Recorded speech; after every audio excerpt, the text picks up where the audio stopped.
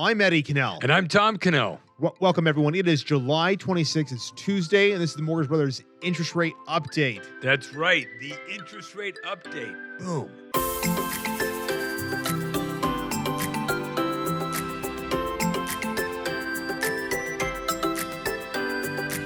If you're new to the channel, be sure to subscribe, comment, and like. And remember, this is for informational purposes only. This is not financial advice. That's right, folks. We are smart, but we are not financial advisors. Right? At least yet. One day. One day, maybe. Going right into the 30-year fixed, 4.875, a little bit lower than yesterday. The 15-year fixed we see at 4.125, so we're in the fours with the conventional. Yep, the same with FHA and VA. So the 30-year FHA 4.5, the 30-year VA 4.5, same as yesterday. These quotes have no points. There's no extra fees. These, for the conventional FHA and VA loans, they're based off of these factors right here. Everyone's scenario is different, and these scenario factors are what we use, but there's no extra points. Right, no extra points, no extra fees. And again, what Ed was saying is these are very legitimate, very common sense assumptions. A lot of times when you go to buy a product, you look at the really, really, really little fine print, you're like, wait a minute, that only fits 1% of the population. No, this will probably fit 80% of the population for our loans. And remember, interest rates, banks, lenders do not charge the same interest rates. It isn't like the interest rates are a set number. It's like gas prices at the pump. That's exactly right. Costco sells cheaper gas. We're essentially kind of like the Costco of mortgages. That's right. Yeah, because we work with wholesale lenders. That's what we do. None of our lenders are going to be, on the retail side. They are only the wholesale side of the business, which wholesale means discounts. Then so our fee, a lot of people will say, well, what do you guys charge? We charge exactly what every other bank does. There's no extra fee for us. Yeah, and I would say if you're getting a home purchase right now and you were referred by a realtor, a lender, there's a 90% chance that your interest rate's a lot higher, at least 0.25% to 0.5% higher than what you can get with using a mortgage broker. And just going on, what's going to happen tomorrow? Yeah, big day tomorrow. Tomorrow is the Fed. Jerome Powell's going to be speaking. I think it's 1 p.m.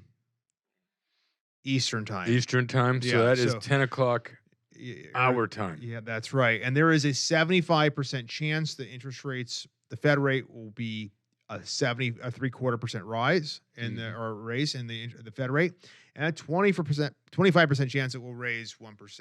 That's right. And as we were talking just earlier before the podcast, if they do the 0.75% rise, the 0.75, then the market's going to rally a little. And I was trying to figure out, okay, well, why is it rallying? Because the majority already think. Well, of course, it's because there's still 25% that think it'll be higher. Yeah. So if it is not that higher number, we will see a rally. I don't know if the word equivalence is the right word, but it's because the 25% never happened. That part of the market will rally a little bit. It's like rooting for the underdog. Mm-hmm. If the underdog wins tomorrow, I mean, the market's going to tank. The majority of people are rooting for this 0.75, and if they get their way, things are going to increase. The stock markets are going to have a good day. But if the underdog wins, stock markets are going to tank because that's not how they're betting. Right. And let's also just make sure to talk about Thursday, big day too, because it is releasing the GDP results for second quarter, which is the quarter that ends June 30th. Mm-hmm. And that's the gross domestic product. Mm-hmm. And a lot of people don't usually care. I don't really look at GDP very often. Until this year, when we started hearing about recessions, this was what we were looking for. But again, we do think on Thursday, July 28th, this will be the first release, and then there'll be revised estimates the following month, August 25th. So even if that number isn't negative 1.6 and it's just negative 0.01, all it takes is just a negative number, right? Yeah. In order to have the 2 consecutive quarters that we would need. That's right. So at two consecutive quarters. Now, we're not economists. there are technically a recession is when 2 consecutive quarters are negative. But then I've been reading articles that people were saying, well, technically, if this happens or that happens, we wouldn't be in recession. I mean, they're kind of like lending. There's a bunch of little technical aspects to it. Nuances. And it's almost impossible to track and explain it within a 30-second podcast. So we do know that March 30th ended the first quarter, and it was negative GDP of negative 1.4%. The projected for this Thursday to be announced is 1.6. If it's a lot worse, that's going to mean, that'll again, the expectation is 1.6 negative. But if it's a lot lower than that, or like if it's a lot worse or a lot better, I mean, still, even if it's negative, if it's like a negative 0.5. I will also say this too. Again, not an economist, but part of what the feds are doing by raising those rates is they do want to see these numbers.